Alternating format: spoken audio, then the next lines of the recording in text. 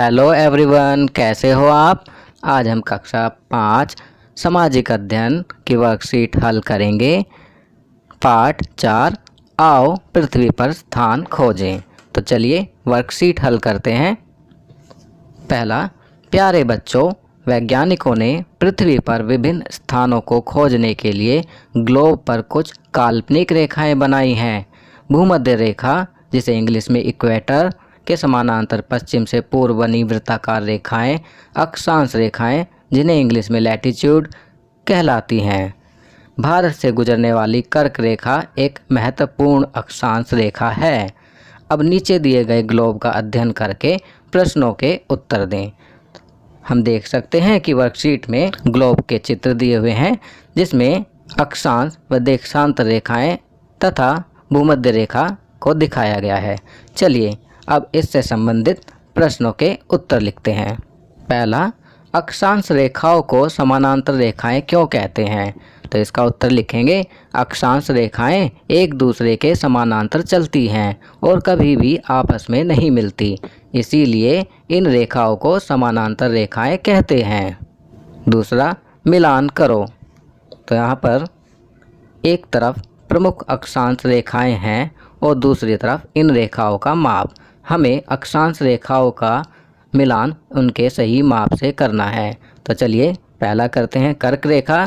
तो इसको मिलाएंगे 23.5 डिग्री उत्तर से।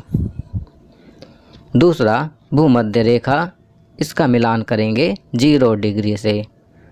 तीसरा, अंटार्कटिक रेखा, इसका मिलान करेंगे 66.5 डिग्री दक्षिण से। आर्कटिक रेखा, इसका मिलान करेंगे 66.5 डिग्री उत्तर से। मकर रेखा, इसका मिलान करेंगे 23.5 डिग्री दक्षिण से। चलिए आगे बढ़ते हैं। प्रश्न 2, उत्तरी ध्रुव से दक्षिणी ध्रुव तक जाती अर्धगोलाकार रेखाओं को देशांतर रेखाएं लॉन्गिट्यूड कहते हैं। ये रेखाएं देशों का मानक समय भी तय करती हैं। पृथ्वी पर स्थानों की खोज के लिए अक्षांश व देशांतर रेखाओं का एक दूसरे को काटने का स्थान देखा जाता है।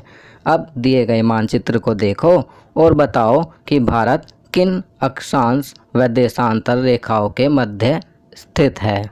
मानचित्र को देखने के बाद हम लिखेंगे कि भारत 8 डिग्री 4 मिनट से 37 डिग्री 6 मिनट उत्तरी अक्षांश रेखाओं तथा 67 डिग्री पूर्व से 98 डिग्री पूर्व देशांतर रेखाओं के बीच स्थित है।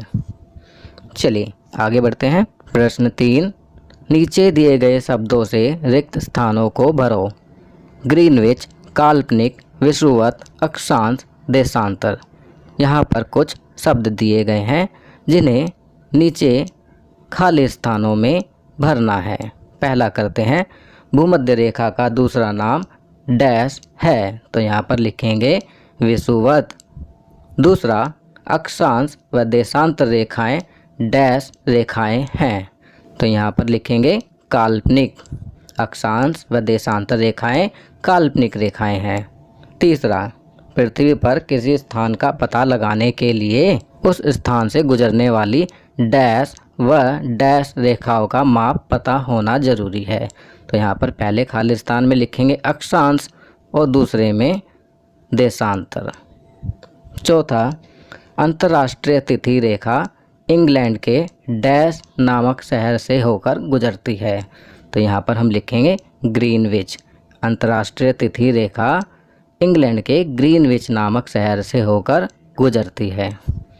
चलिए आगे बढ़ते हैं। प्रश्न 4, दिए गए बॉक्स में ग्लोब बनाकर प्रमुख अक्षांश रेखाएं दर्शाएं।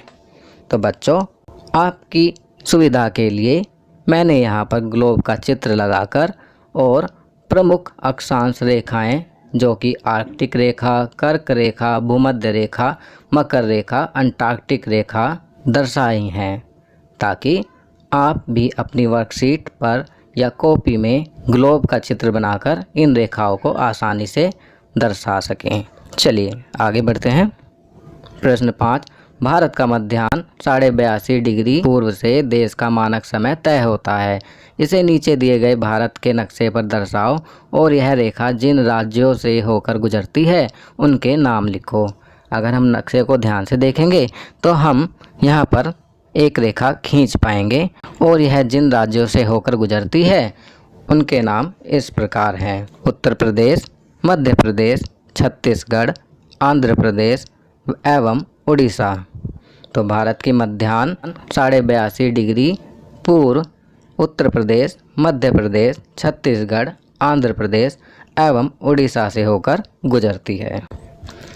तो बच्चों, ये वर्कशीट यहाँ कंप्लीट होती है। अगर यह वीडियो आपको अच्छी लगी तो इसे लाइक एंड शेयर ज़रूर करें। अन्य विषयों पर बने हमारे लेटेस्ट वीडियोस को देखने के लिए चैनल को सब्सक्राइब करना ना भूलें और देखते रहिए हमारा channel knowledge kingdom. Thank you.